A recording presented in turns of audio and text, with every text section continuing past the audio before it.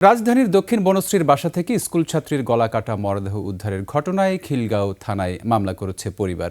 নিহত শিক্ষার্থীর নাম ফাতেমা আক্তার লিলি। তার বোন ঝুমুর আক্তার বাদী হয়ে অজ্ঞাত ব্যক্তিদের বিরুদ্ধে খিলগাঁও থানায় মামলা করেন। খিলগাঁও থানা পুলিশ সূত্রে জানা গেছে, ফাতেমা আক্তার বনশ্রীর রেডিয়েন্ট স্কুল অ্যান্ড কলেজের 10ম শ্রেণীর শিক্ষার্থী। 2 দিন আগে তার মা, বাবা ও ভাই হবিগঞ্জে গ্রামের বাড়িতে গেলে বাসায় 2 বোন ছিলেন। দুপুরে বড় বোন জিমে যান। ফিরে এসে ফাতেমার গলা কাটা মরদেহ দেখতে পান। সে সময় বাসায় কেউ ছিল না। পরিবারের সন্দেহ, হোটেল কর্মচারী মিলন এ হত্যায় জড়িত। এখন পর্যন্ত কাউকে আটক করতে পারেনি পুলিশ। প্রাথমিকভাবে আমরা যেটা জানতে পেরেছি, গতকাল দুপুর 1:30 যে ভিকটিমের বোন বাসা থেকে বের হয় এবং সে 3:30টার সময় বাসায় ফিরে তার গলা কাটা মৃতদেহ দেখতে পায়। এই সময়ের 2 ঘন্টা সময়ের ভিতরে ঘটনাটা সংঘটিত হয়েছে এবং যে অন্যান্য কোনো বিষয় এখানে আসেনি।